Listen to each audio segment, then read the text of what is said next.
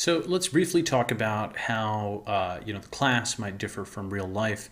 So in real life, you might not use EC2. You might use a local laptop for development.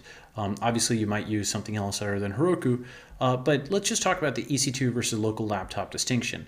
The reason that we use EC2 is it gives us a standardized environment. It gives us shareable development URLs. You can easily have someone else look at what you're working on. It gives a scriptable infrastructure and a portable and general environment, so you can set up the machine with your setup.sh, and you can also have an environment that'll work on any Linux box.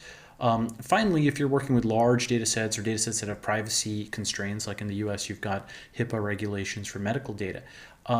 Often you won't be able to download a local version, either a small version if it's a big data set or an anonymized version if it's a private data set. And if that's the case, you will have to SSH into a remote Linux box. It'll be very similar to working on an EC2 instance.